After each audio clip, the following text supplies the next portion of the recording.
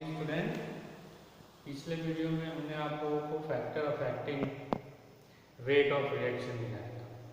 इस वीडियो में हम नया टॉपिक लेंगे, rate law and rate constant. 11th class में आप लोगों को पढ़ाया गया था केमिकल इक्विलिब्रियम। केमिकल इक्विलिब्रियम में एक लॉ दिया गया था जिसको बोलते हैं लॉ ऑफ मास एक्शन। तो according to law of mass action, rate of any reaction is directly proportional to molar concentration of product of molar concentration of reactant। जैसे यहाँ पे मैंने डेफिनेशन लिखा है, the rate of reaction chemical reaction is directly proportional to product of molar concentrations of reactants and each concentration term raised to power equal to their stoichiometric coefficient। For example, जैसे यहाँ पे reaction हमने लिया है A and B, these are the reactant और यहाँ पे product लिया। हम प्रोडक्ट की जगह पर मान लेते हैं कि यहाँ पे बना C प्लस D और ये बना हमारे पास P एंड Q।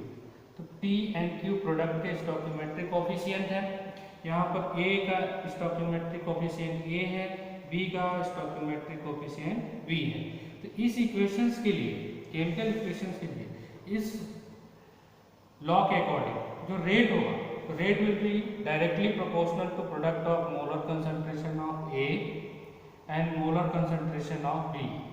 A की कंसंट्रेशन की पावर हो गया A स्टोइकियोमेट्रिक कोफिशिएंट की इक्वल, एंड सिमिलरली B की जो पावर है मोलर कंसंट्रेशन की वो B है, स्मॉल b, इसकी स्टोइकियोमेट्रिक कोफिशिएंट है।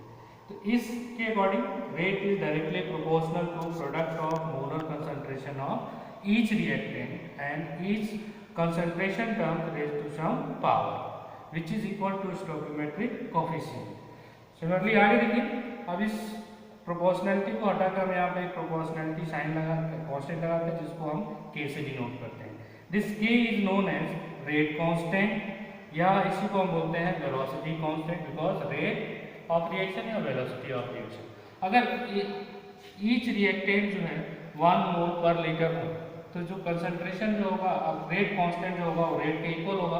उस कंडीशन में हम इसको बोलते हैं specific rate constant when each reactant is present 1 मोल पर लीटर। अब आगे, बट किसी भी रिएक्शन का जो रेट होता है वो 100% जरूरी नहीं है कि उसके स्टोइकियोमेट्रिक की कोफिशिएंट के पावर पर डिपेंड करे। हो सकता है कि इसकी पावर के जो ये कंसंट्रेशन टर्म की जो पावर है वो इसके B की पावर के से कुछ ज़्यादा हो या कुछ कम हो। तो actual rate of reaction can not be determined on the basis of law of mass action. It is only a theoretical concept जो केवल स्टोइकियोमेट्री को देखकर जो है हम इसके रेट लॉ को लिखते हैं।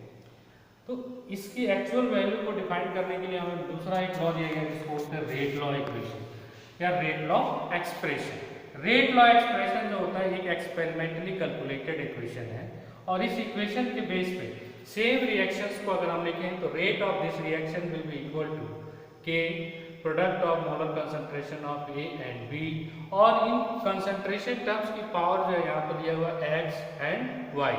ये x और y जो पावर है ये एक्सपेरिमेंटली कैलकुलेटेड वैल्यू है, ये स्टोइकियोमेट्री पे डिपेंड नहीं करते हैं। हो सकता है बहुत से रिएक्शन की स्टोइकियोमेट्री और ये रेट लॉ की पावर सेम हो, लेकिन जरूरी नहीं, लेकिन ये एक्सपेरिमेंटली कैलकुलेटेड वैल्यू है। तो ये एक्सप्रेशन जो है कहलाता है रेट लॉ इक्वेशन या रेट लॉ एक्सप्रेशन। अब इस रेट लॉ एक्सप्रेशन के अंदर जो ये पावर है, इन पावर्स के बेस पे नया टर्म यूज किया जाता है जिसको बोलते हैं ऑर्डर ऑफ रिएक्शन।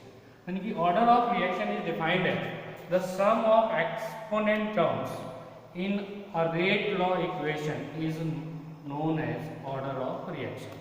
जैसे हमने इसी इक्वेशन को लिया तो ऑर्डर हो जाएगा, order of reaction will B x plus y। अगर रिएक्टेंट और भी ज्यादा होते तो उसको हम इसको यहाँ लिखते हैं और यहाँ पर इसका इक्वल कहलाता order of reaction. For example, decomposition of ammonium nitride. Ammonium nitride का डिकम्पोजिशन का एक केमिकल इक्वेशन है जिसमें अमोनियम नाइट्रेट 2 मोल डिकम्पोज होता है तो इससे 1 मोल नाइट्रोजन और 4 मोल वाटर मॉलिक्यूल बनते हैं। अब इसका जो है हम दोनों लॉ के अकॉर्डिंग तो according to law of mass action rate will be equal to K and molar concentration of ammonium nitride और इसकी पावर 2, क्योंकि यहाँ पर स्टोइकियोमेट्री जो है वो 2 है।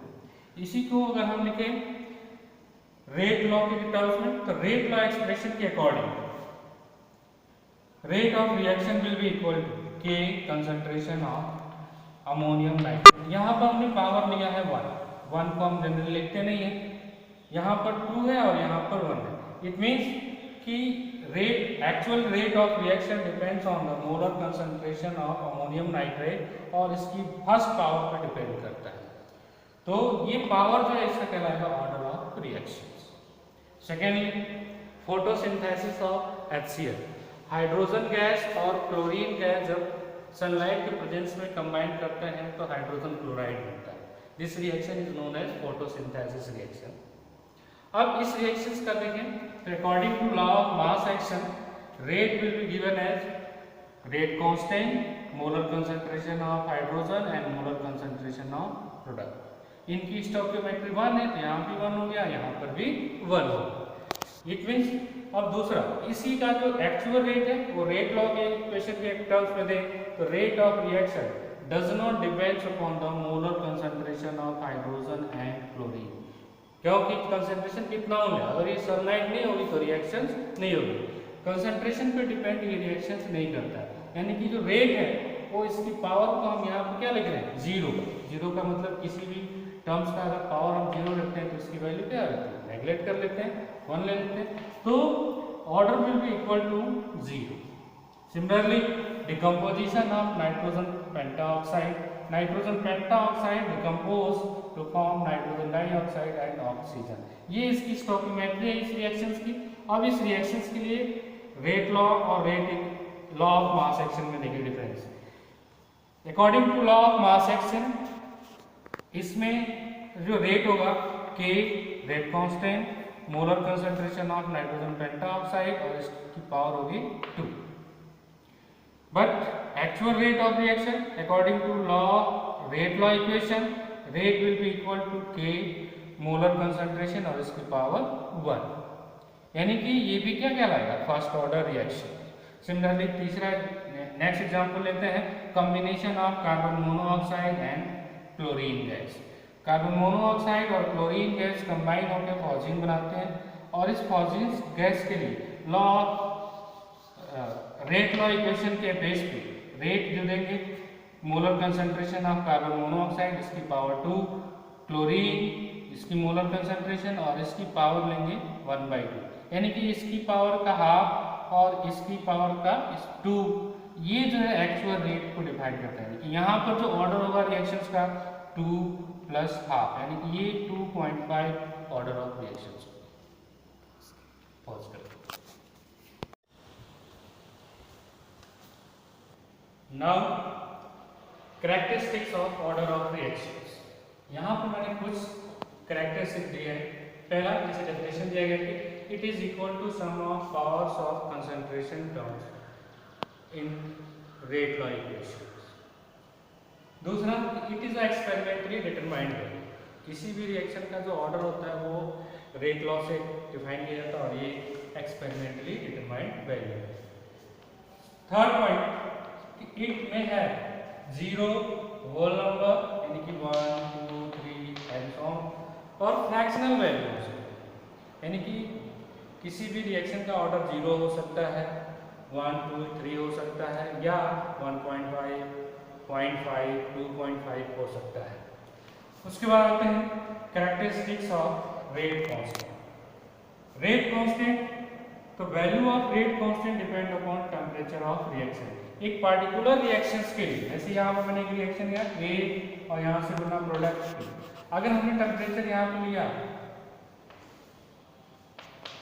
25 डिग्री सेल्सियस तो K की वैल्यू होगी K1। अगर हम टेम्परेचर को और बढ़ा लेते हैं यानी कि टेम्परेचर हो गया आपका इसी रिएक्शंस के लिए पार्टिकुलर रिएक्शंस के लिए, यानी कि यहाँ पर हम ले लें 35 डिग्री सेल्सियस, तो जो रेट कांस्टेंट की वैल्यू होगी वो इंक्रीज कर जाती है, यानी कि चेंज हो जाती है। तो एक पार्टिकुलर रिएक्शंस के लिए रेट कांस्टेंट की वैल्यू जो होती है वो टेम्परेचर पे डिपेंड करता है। टेम्परेचर चेंज होने पर रेट कांस्टेंट की वैल्यू भी चेंज होती है। डिफरेंट रिएक्शन जो होते हैं उनकी अलग अलग रेट कांस्टेंट की वैल्यू होती है। Next characteristics, higher the value of rate constant faster will be the rate of reaction. Rate constant की वैल्यू जितनी ज्यादा होगी रेट ऑफ रिएक्शन उतना ही फास्ट होगा। Unit of rate constant depends upon the order of reaction. किसी भी reactions का जो रेट कांस्टेंट है उसकी यूनिट जो होती है उसके ऑर्डर पे डिपेंड करती है। यानी कि अगर हम यूनिट के लिए देखें तो unit of rate of constant of different reactions.